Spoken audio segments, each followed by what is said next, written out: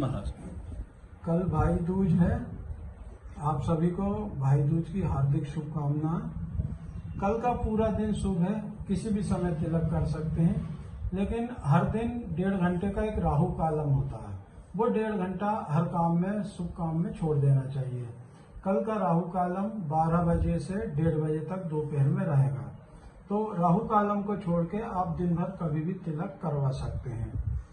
जो भाई दूज का त्योहार है, भाई दूज के दिन सबसे पहले शिव परिवार की पूजा करनी चाहिए, उसके बाद यम की पूजा करनी चाहिए। भाई दूज का महत्व मैं बताता हूँ कि ये परंपरा कैसे पड़ी। सूर्यदेव की पत्नी थी संज्ञा देवी, उनके एक पुत्र यम और एक पुत्री यमुना थी। यम ने अपनी एक खुद की नगरी बनाई, यमपुरी। वहां वो मनुष्य को उनके कर्मों के हिसाब से दंडित करते थे। यमुना को ये सब पसंद नहीं आया, तो यमुना यमपुरी छोड़ के और मथुरा आ गई। एक दिन यमराज को अपनी बहन की याद आई। वो ढूंढते ढूंढते मथुरा आए। मथुरा में यमुना जी से मिले। बहन ने भाई को देखा, बहुत प्रसन्नता हुई यमुना जी को, यमराज को देख के। उन्होंने उनका पूरा स्वागत सत्कार किया, उनको भोजन कराया। यमराज बहुत प्रसन्न हुए। उन्होंने कहा, बहन वरदान मांगो। यमुना ने वरदान मांगा कि जो भी भाई दूज के दिन अपनी बहन के यहाँ भोजन करेगा या यमुना जी में भाई दूज के दिन स्नान करेगा, वो आपके लोक को नहीं जाए। यमराज प्रसन्न हुए।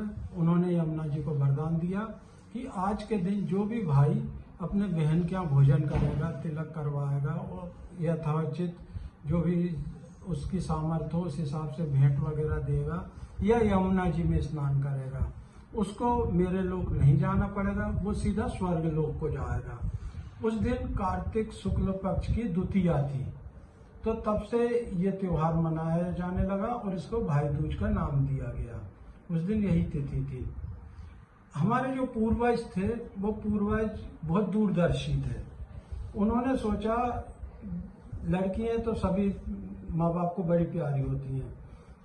उन्होंने सोचा कि हमारे बाद इनका क्या होगा, इनका ध्यान कौन रखेगा। तो इन्होंने बचपन से ही भाई बहन का एक पवित्र त्योहार भाई दूज, साल भर लड़ते झगड़ते भाई दूज के दिन टीका कराते, एक हो जाते। तो शुरू से ही भाई के ऊपर ये जिम्मेदारी डाली गई। तो बड़ा होते होते भाई को आदत पड़ जाती है।